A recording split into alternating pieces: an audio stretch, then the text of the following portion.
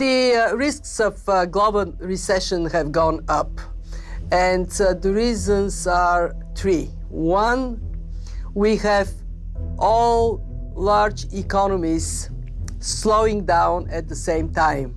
US still holding relatively better, but the momentum is towards slowdown as well. And that takes me to the second reason, inflation. High inflation means tightening financial conditions. And higher interest rates are a drag on consumer demand. They are a drag on investment. And the third reason we are a bit more concerned about the future is fragmentation. The world economy is finding it harder to have solutions to common problems in this environment.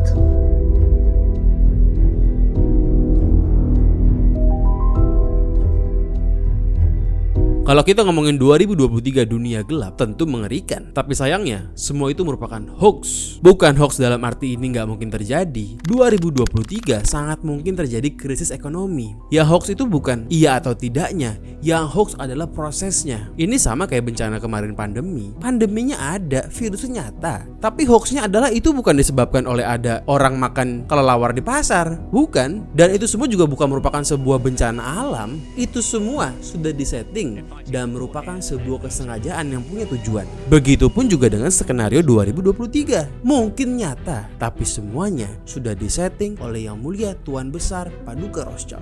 Video ini bukan buat lo yang nanya mana pendapat ahli ekonomi yang berpikir sama dengan lo. Sri Mulyani aja gak bilang begitu. Ini mah lo yang hoax. Bukan, ini bukan video buat lo. Ini video buat otak-otak Intel yang mau berpikir sedikit lebih keras dan keluar dari jalur akademis. Nggak selalu dalam hidup kita harus berpikir dengan hal-hal yang empiris dan terbukti secara ilmiah. Banyak studi-studi yang terbukti secara ilmiah tapi ternyata bodong. Banyak juga. Bukan berarti selalu pasti benar kalau misal udah teruji secara ilmiah. Dan kita juga nggak perlu nunggu sampai ada sebuah studi yang menunjukkan bahwa elit global itu nyata baru kita boleh percaya adanya elit global. Kalau kita harus selalu menunggu bukti-bukti empiris, kita merupakan domba-domba yang naif. Video ini bukan buat kalian para smart people.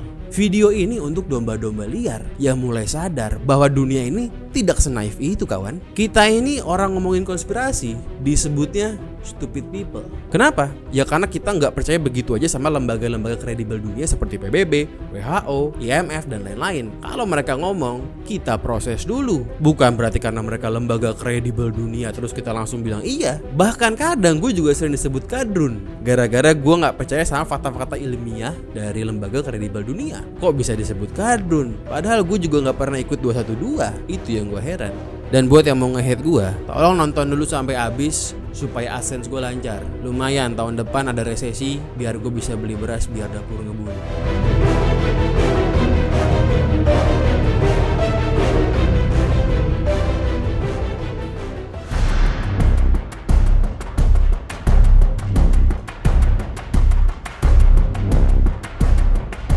2023 iya sangat mungkin terjadi perlambatan ekonomi. Tapi sebenarnya yang lebih tepat itu adalah kembalinya ekonomi ke jalur yang seharusnya. Bukan cuma sekedar perlambatan doang. Ya saham misalnya, tentu pasti hancur-hancuran. Tapi itu wajar karena emang selama 2 tahun terakhir naiknya itu nggak wajar. Tahun 2023 nanti akan ada penyesuaian harga saham. Dari tahun 2020 sampai tahun 2021 itu ada kenaikan saham yang nggak masuk akal. Bubble sinting yang terjadi karena printing money elit global. Contoh saham Tesla. Tesla itu udah dinilai ratusan kali lipat daripada nilai wajarnya. Tentu kalau sekarang misalnya keadaan memaksa dia untuk turun, mendekati harga wajarnya, itu bukan hal yang aneh. Itu merupakan sesuatu yang seharusnya memang terjadi. Supaya sehat, karena itu semua bubble. Betul, harga barang akan naik tahun depan. Tapi kemarin BBM naik, kita juga masih pada ngantri. Masih pada mampu. Gak akan yang sampai kita bakal melarat maksimal terus bakal tidur di trotoar semuanya. Gak sampai begitu. Kalau kemarin zaman Covid itu lockdown total, itu baru mengerikannya luar biasa. Orang gak boleh dagang sedikit pun. Bukan gak ada pembeli, gak boleh dagang, suruh di rumah tidur. Kalau yang ini meskipun akan melambat tapi tetap ada yang muter. Itu bedanya. Dan Indonesia ini pun merupakan negara ekspor yang kaya komoditi. Gak akan tiba-tiba ekspor kita jadi nol tuh gak mungkin. tentu ada penurunan, tapi tetap aja ada uang yang akan terus muter di dalam ekonomi Indonesia. Kita itu bukan negara kayak Sri Lanka yang tiba-tiba ekspornya bisa nol dalam semalam. Kita ini negara Indonesia, negara kayak komoditi, bukan Sri Lanka. Yang harus sekarang ketar-ketir adalah orang-orang Eropa. Benua Eropa merupakan target operasi utama dari skenario 2023 kali ini. Kita bisa lihat sekarang euro dan pounds melemah. Kita bisa lihat sekarang mereka sedang krisis energi karena pemerintahnya sedang menjadi pahlawan kesiangan dengan mengembargo Rusia. Kalau Indonesia ya cenderung aman. Kita itu cenderung aman dibandingkan negara kayak Argentina, Turki, Eropa, bahkan sampai Cina sekalipun. Indonesia ini tergolong cenderung aman. Kecuali lu main saham ya itu beda cerita. Tapi ini kita ngomongin orang-orang pada umumnya seperti si Anto, si Budi, si Heri yang kondisinya akan baik-baik saja. Gua nggak bilang bahwa si Budi, Anto, Heri ini nggak akan terdampak. Mungkin akan terdampak, tapi dampaknya tidak akan mungkin semengerikan apa yang media katakan. Media itu mengatakan hal yang berlebihan, itu jelas. Sama kayak COVID dulu. COVID dulu dibilang ada tiba-tiba orang ngegeleper mati di jalan, bebusah mulutnya. Apakah ada? Apakah Anda pernah melihat hal seperti itu? Dan emang media itu tiap tahun selalu bilang bahwa tahun depan bakal resesi. Di tahun 2021 itu semua orang pada bilang tahun depan bakal resesi. Tahu-taunya kripto all time high. Kalau setiap tahun lu prediksi bakal ada resesi ekonomi, tentu one day lu akan bener juga. Gue juga bisa prediksi tiap tahun bakal ada resesi ekonomi. One day pasti bener. Waspada tentu harus. Tapi kalau sampai stres kayak orang gila, ngapain amat?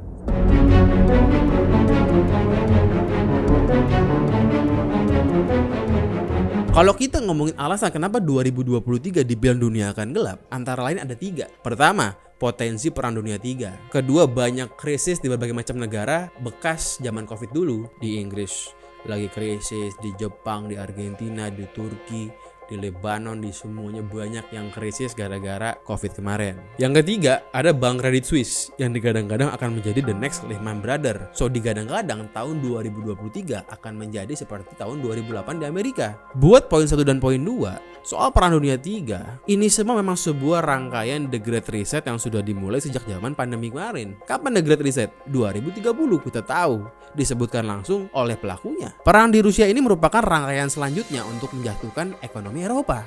Gue pernah cerita di video Dugin kemarin tentang perang Rusia. Kalau memang perang Rusia Ukraina itu merupakan sebuah settingan, itu tidak akan berakhir dengan cepat. Jika benar begitu, konflik ini adalah sebuah sandiwara. Dan jika ini sandiwara, tidak mungkin dibikin sebentar. Kenapa? Karena sandiwara yang ngapain cuma sebentar, nanggung. Lanjutin aja sampai hancur dunia dulu gitu kan, sampai ekonomi bablas dulu baru stop. Karena memang jika ini sandiwara, pasti tujuannya adalah untuk menghancurkan ekonomi Eropa khususnya.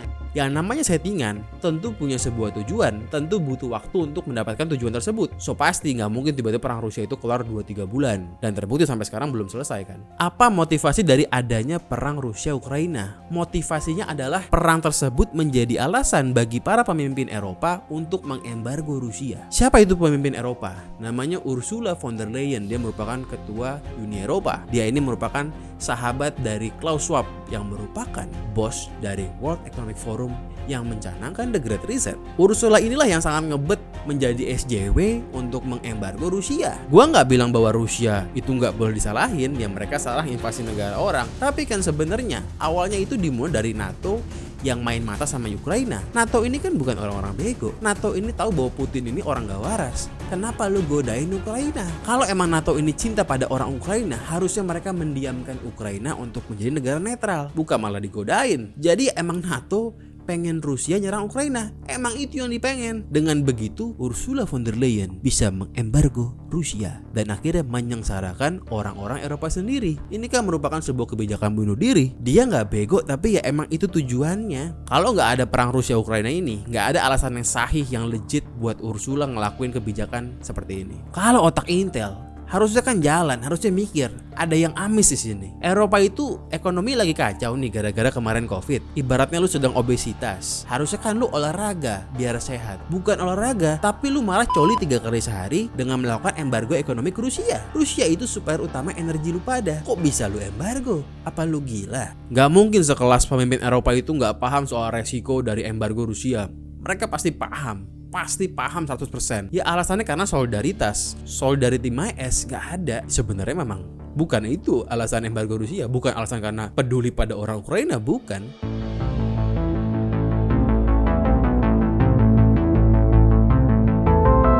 Kalau kita ngomongin masalah krisis di berbagai macam negara, tentu jelas sekarang di semua benua ada contoh negara yang menuju krisis atau bahkan sudah krisis. Kenapa bisa begitu? Kenapa bisa berbarengan banyak negara tiba-tiba menuju krisis? Semua karena COVID. COVID itu membuat semua borok-borok ekonomi tiap negara tuh kelihatan. Orang-orang yang ngelakuin skema Ponzi, orang-orang yang ngelakuin ekonomi dengan gaya-gaya nggak jelas, semua kelihatan boroknya setelah COVID. Kalau di Eropa sekarang masalahnya adalah semua lagi inflasi. Majority gara-gara harga energi naik. Selain mereka juga inflasi besar-besaran, harga mata uangnya pun turun terus. Kalau mata uang turun artinya barang-barang impor jadi makin mahal. Dan masalahnya, suku bunga di Bank Sentral Eropa itu lebih rendah dibandingkan The Fed. Kalau sekarang misalnya Bank Sentral Eropa pengen naikin harga euro dengan cara menaikkan suku bunga mengejar The Fed, itu nggak bisa buru-buru, nggak bisa ngebut karena terlalu jauh. Jadi mesti pelan-pelan. Kalau naikin suku bunga terlalu ngebut itu bahaya buat ekonomi. Kalau suku bunga Bank Sentral Eropa itu di bawah The Fed, siapa yang mau nyimpen uang euro? Karena tentu mendingan nyimpen uang di dolar, di The Fed, di Amerika. Negara teraman sedunia. Amerika pun negara jauh dari perang. Siapa yang mau nyimpen duit di euro sekarang? Suku bunganya rendah, negaranya juga dekat sama Rusia. Tentu ya, itu ngebuat euro makin lemah. Orang makin gak tertarik buat invest di Eropa. Kalau kita ngomongin suku bunga ya,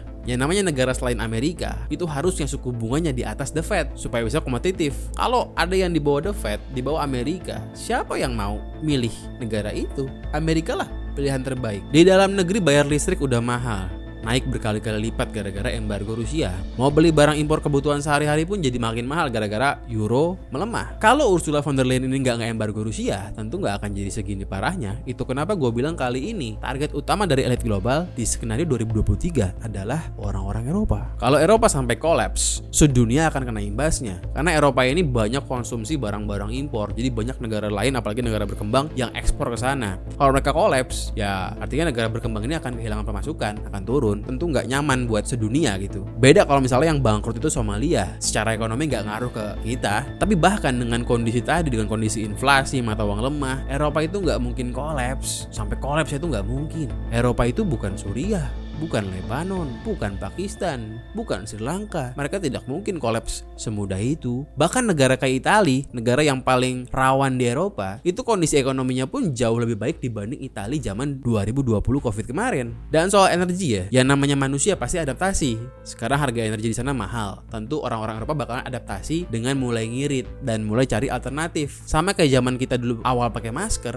awalnya nggak doyan tuh. Ya akhirnya kan demen-demen juga lu pada pakai masker. Tentu akan adaptasi. Dan nanti juga perang Rusia ini akan berakhir dengan sendirinya, entah dengan cara Putin mati, entah dengan cara damai atau gimana. Pokoknya ini akan ada ujungnya, akan berakhir. Saat berakhir, harga energi akan turun kembali ke harga normalnya pelan-pelan. Kalaupun misalnya perang Rusia ini sampai tahun 2025 dan seterusnya, Eropa pun akan cari alternatif supplier lain buat ngasih pasokan energi ke mereka. Pasti akan ketemu juga ujung-ujungnya. Bunga The Fed pun gak akan naik terus-terusan. Begitu bunga The Fed gak naik lagi, euro akan pelan-pelan mulai naik normal. Barang-barang impor di Eropa pun akan kembali normal harganya pelan-pelan. Artinya apa? Artinya kalaupun krisis tidak mungkin sampai kolaps, kalaupun krisis akan ada ujungnya. Tapi gimana dengan potensi perang dunia 3? Dengan kondisi ekonomi Rusia udah memampus kayak sekarang, begitu pun dengan kondisi ekonomi Eropa, sulit untuk melihat bahwa mereka ini akan nekat buat perang satu sama lain. Karena ya sama-sama nggak punya duit. Bukan sulit buat si elitnya ya. Kalau elitnya mah gampang mau perang, tinggal nunggu titah dari tuan besar yang mulia Paduka Rothschild, ya perang. Tapi kan masalahnya rakyatnya nggak akan tinggal diam begitu aja. Kalau misal mau perang, tentu rakyat akan ngamuk, takut revolusi. Kalau kemarin masih bisa pakai gaya-gaya solidaritas kepada orang Ukraina, orang masih pada setuju, orang masih pada oke lah, cuman sebentar. Tapi kan sekarang mereka udah merasakan, rakyat biasa nih, udah merasakan harga apa-apa mahal. Kalau sampai nekat si NATO ini mau perang sama Rusia, itu orang-orang Eropa rakyatnya bisa pada revolusi, bisa pada ngamuk.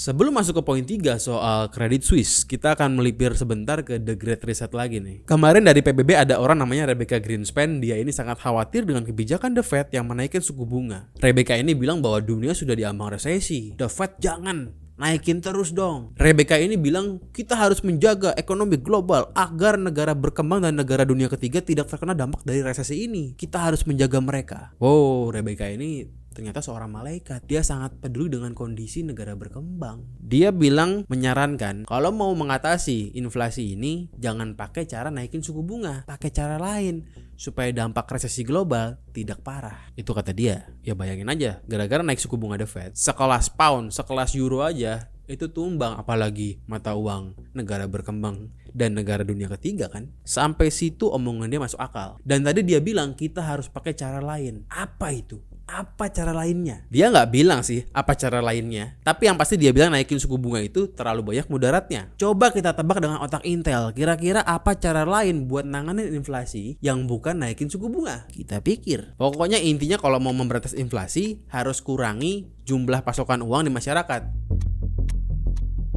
Nah itu dia yang dipikirkan oleh Rebecca Greenspan adalah menaikkan pajak. Dengan menaikkan pajak maka uang di masyarakat akan berkurang. Inilah poinnya. Maksud dia jangan naikin suku bunga, tapi naikin aja pajak. Mereka sendiri yang bikin printing money goblok di tahun 2020 yang gue yakin yang paling banyak kecipratan adalah golongan mereka. Kalau gembel-gembel di Amerika yang dapat stimulus itu mah cuma sebagian kecil aja. Dan enak banget cara menanggulanginya adalah naikin pajak. Narik pajak dari orang biasa buat menanggulangi money printing goblok tahun 2020. Ayo kita naikin pajak buat semua domba-domba ini supaya ini nggak resesi, supaya ini nggak inflasi. Tentu domba-domba itu tidak akan menolak buat dinaikin pajaknya. Kan alasannya mulia. Buat tidak resesi, buat tidak inflasi. Korban utamanya kali ini orang Eropa. Udah jatuh, ketiban tangga, ketiban genteng. Udah inflasi, udah kedinginan, dirampok pula. Apa cara lain yang bisa juga menanggulangi inflasi selain naikin suku bunga, selain juga naikin tax? Ada, yaitu price control. Price control ini ngebuat harga eceran tertinggi buat barang-barang yang penting. Ya kelihatannya mungkin baik, tapi price control ini akan selalu berakhir buruk. Ini terbukti di era pos perang dunia di Amerika. Begitu dibikin kebijakan price control, begitu price control dicabut, itu bakal inflasi setinggi langit. Dan price control ini akan berbahaya buat stok barang. Kalau ada harga eceran tertingginya dan ternyata modalnya itu tinggi banget karena inflasi, ya produsen akan nggak mau bikin barang itu, yang artinya nanti stok barang akan berkurang di pasar. Dan kalau produsen itu mengurangi output produksinya, mereka pasti akan PHK karyawan juga. Ya karena kan udah nggak butuh banyak-banyak produksi, karyawan akan di PHK. Tapi nanti begitu pemerintah udah sadar bahwa price control ini tidak tepat dan dicabutlah price controlnya, pengangguran udah keburu banyak dan harga akan langsung inflasi besar-besaran. Malah bisa hiperinflasi dengan cara price control ini. Bisa chaos. Tapi ya pasti kan chaos itu nggak apa-apa selama ada kambing hitamnya toh. Ini semua udah direncanakan. Ini semua bukan hal baru. Tapi setiap tahunnya akan selalu ada orang yang bilang, anjir, nggak terduga banget ini ya. Jujur buat COVID itu nggak terduga. Tapi yang ini sangat terduga. Krisis ini jika pun terjadi tidak akan permanen. Ya namanya tahun 2008 kemarin di Amerika, itu di tahun 2009-2010 itu udah bounce back cepet gak lama-lama. Jadi gua rasa kalaupun tahun depan krisis, tahun 2024-nya itu pun udah akan bounce back. Dan begitu pulih, gue yakin akan membuat rally baru, membentuk sebuah bubble baru lagi yang akan lebih dahsyat sampai nanti pada akhirnya akan pecah di tahun 2030-an saat The Great Reset. Itulah the real bubble yang akan terjadi. Akan rally dulu lagi. Jadi gak mungkin banget tahun 23 krisis terus sampai bertahun-tahun tuh gak mungkin. Paling 1-2 tahun akan bounce back terus rally sampai meletus di zaman Great Reset, perpindahan Pax Americana ke Pax Judaica. Yang ini belum Great Reset, tahun 2008, zaman Arab Spring, zaman COVID, itu semua merupakan rangkaian awal aja, bukan the real Great Reset.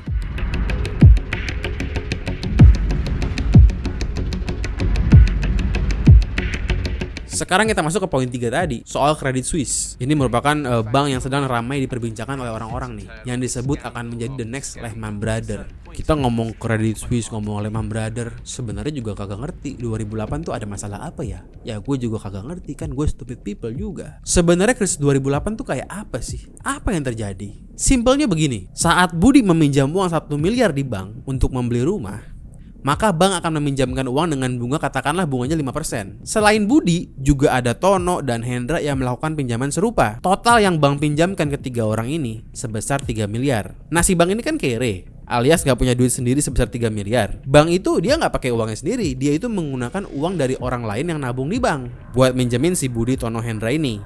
Kita katakanlah nasabah bank ini si Odel namanya. Odel ini naruh duit 3 miliar dan sama bank dikasih bunga 3%. Di situ kan ada selisih 2% kan. Budi, Tono, Hendra minjem dikasih bunga 5%. Sementara si Odell naruh duit di bank, cuman dibayar sama bank bunga 3%. Ada selisih 2% dan itulah untungnya buat bank. Si Odell akan senang karena dia bisa dapat profit dari bunga dan dia juga nggak perlu repot-repot nyari orang yang butuh duit buat dipinjemin. Apalagi kalau sampai salah minjemin orang, kan ribet. Kalau ada bank itu yang ngurusin semuanya dan bank itu yang menjamin keamanan duitnya si Odell. Bank juga seneng.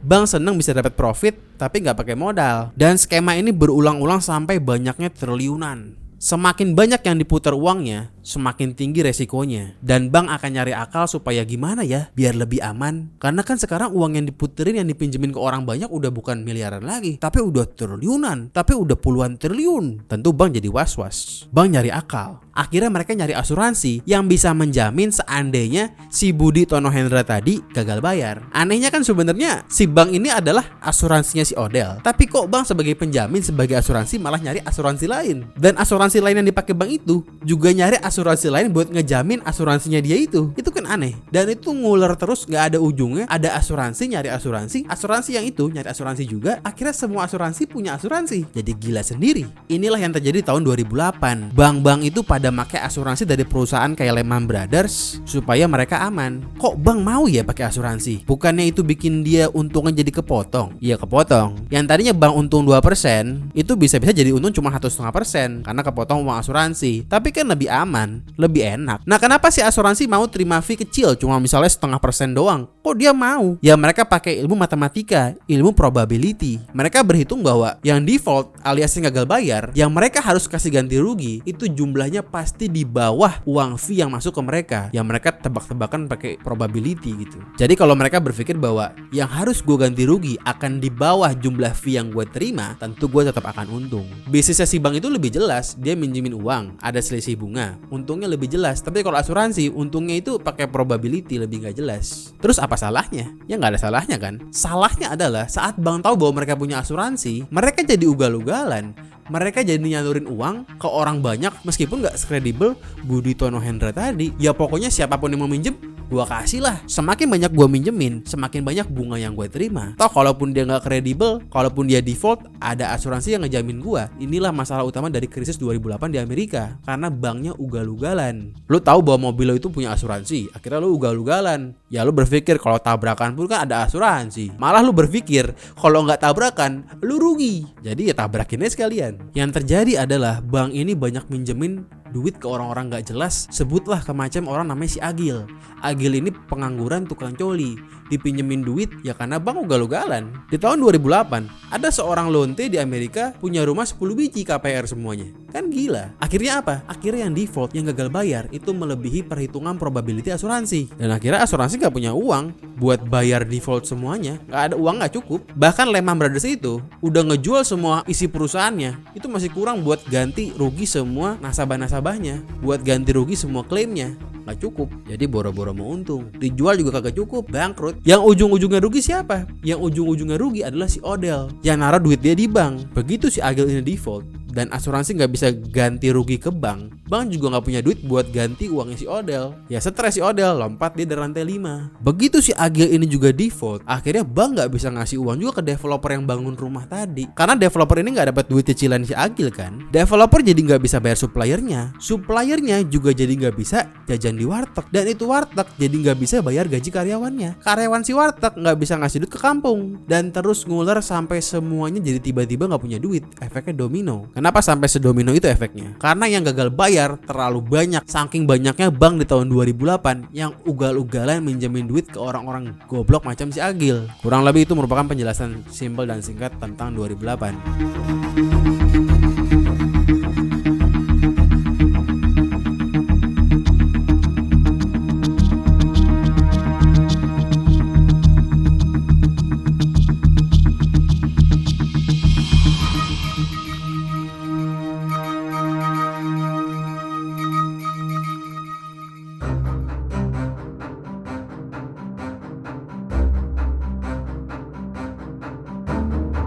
Soal Credit Suisse, apakah mereka akan menjadi the next Lehman Brothers? Iya, saham mereka udah turun jauh banget. Iya, mereka udah rugi. Iya, harga asuransi untuk menjamin mereka itu juga udah mahal. Artinya semakin mahal harga asuransi buat menjamin itu bank, semakin riskan ini bank. Tapi apakah akan menjadi seperti Lehman Brothers? Kita nggak tahu. Tapi ya gue yakin nggak mungkin sama persis. Kan udah ada studi kasus dari 2008. Bisa belajar dari kasus 2008. Tentu kalau ada contohnya, dia bisa menghindari supaya jangan sampai terulang lagi tuh kasus 2008. Kalaupun mau nyungsep, janganlah sampai senyungsep itu. Dan sejak tahun 2008 pun sebenarnya regulasi perbankan itu udah jauh lebih ketat. Jadi kalau kita ngomongin apakah tahun 2008 akan berulang, tentu tidak akan semudah itu. Bedanya 2008 itu nggak ada yang nyangka bakal jadi 2008. Tapi kalau tahun 2023 ini, itu semua orang udah nyangka bakal jadi 2008. Jadi ya hasilnya nggak akan sama. Intinya gue nggak bilang bahwa omongan Pak Jokowi tentang dunia gelap itu pasti salah. Gue nggak bilang gitu. Yang gue bilang adalah bahwa bencana ini adalah bencana alami, itu hoax. Karena ini bukan bencana alami. Yang gue bilang bahwa akan menjadi krisis paling mengerikan yang tidak pernah terbayangkan, itu hoax. Karena media selalu lebay. Karena nggak mungkin ada krisis yang mengerikannya itu semengerikan lockdown COVID. Lockdown itu totally nol. Kalau resesi itu berkurang, tapi nggak jadi nol.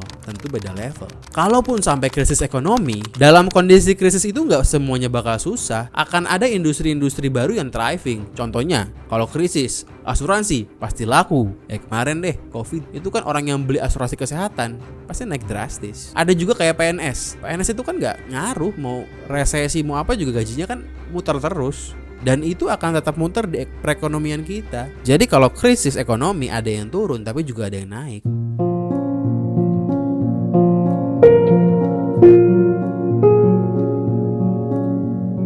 Apa yang harus kita lakukan buat menyambut tahun 2023? Gua nggak tahu. Tiap orang kan kondisinya beda-beda. Ada yang bisnis, ada yang freelance, ada yang pengangguran, ada yang karyawan. Tentu tiap kondisi beda solusi. Gue juga bukan seorang financial advisor. Gue juga nggak mau ngasih saran-saran generik kayak nabung, mager. Satu hal yang pasti, jika beneran 2023 akan semengerikan itu, sampai Bitcoin turun jadi 10.000, gue akan gade satu rumah gue buat tukerin semuanya jadi Bitcoin, Ethereum, SRP, BNB. Karena mungkin itu merupakan kesempatan satu dekade sekali buat merubah nasib dalam semalam. Gue akan lakukan itu kalau sampai sebegitu parahnya. Tapi itu gue, ya kalau lu beda lagi, gue nggak tahu. Jika 2023 beneran krisis global, apakah kita orang Indonesia semua akan mati? Tentu itu lebay. Yang mentok-mentok kalau yang kerja kena PHK. Ya kalau yang bisnis mentok-mentok ya bisnisnya bangkrut atau omsetnya turun. Kalau yang jualan es podeng keliling, ya mentok-mentok penjualannya menurun. Kalau yang jualan skincare kayak gue, mungkin jualannya turun. Tapi gue gak akan ngegeleper mati tengah jalan. Kalau kemarin gak boleh buka sama sekali, gak boleh dagang, gak boleh keluar rumah, itu baru gila-gilaan. Ada orang bilang, ya gak apa-apa lah, waspada daripada takabur. Kayak zaman COVID kemarin, tahun 2020 itu Dr. Terawan takabur. Dia bilang COVID biasa aja. Gara-gara dia, akhirnya chaos lah itu semua. Sejujurnya ya, kita yang udah ngelewatin 2020, 2021 sampai 2022 ini, seharusnya kalau kita bisa mikir sedikit pakai otak Intel, Dr. Terawan itu bukan takabur. Dan chaos yang terjadi itu bukan gara-gara dia ngeremehin COVID. 2023 bisa menjadi lebih buruk daripada tahun sebelumnya, daripada zaman COVID, jika misalnya tiba-tiba Xi Jinping invasi Taiwan, terus tiba-tiba pemerintah kita itu menjadi SJW, mengembargo total Cina. Itu baru mengerikan, karena kita itu paling banyak ekspor ke Cina, paling banyak impor juga dari Cina. Kalau tiba-tiba jadi SJW, putus hubungan sama Cina, itu baru mind blowing. Tapi kan gak mungkin begitu. Apakah jika skenario 2023 ini terjadi, itu hanya untuk kepentingan BlackRock Vanguard buat serok saham? Tentu ya, selain buat nyerok saham, juga ada kepentingan buat ngasih paket-paket bantuan ke negara-negara yang sedang susah, yang mereka ingin kontrol ke depannya. Tapi apa mungkin skenario 2023 ini harus terjadi demi mulusnya implementasi CBDC, Central Bank Digital Currency? Karena 2023 itu kan salah satu pemicunya adalah banyak krisis currency, kayak di pounds, di euro, di Turki, di Argentina. Itu kan semuanya krisis currency. Saat CBDC diimplementasikan, cons terbesarnya adalah total control. Contoh kecil nih, uang semua orang itu akan jelas bisa dilacak, disimpan di mana, berapa disimpannya, dibelanjain kemana aja. Mau blok akses kita ke uang kita pun jadi lebih mudah kalau CBDC. Dan kalau kita nggak nurut sama peraturan, tentu kita akan lebih gampang dihukum. Itulah social credit score. Itulah arti CBDC. Cerita Orwellian State atau cerita episode Black Mirror yang judulnya Nosedive itu sangat mungkin menjadi nyata. 2030 The Great Reset itu udah bukan dongeng lagi. Di zaman serba digital, domba-domba liar akan lebih mudah buat dikontrol. Dan itulah arti sesungguhnya dari You'll Own Nothing and You Be Happy.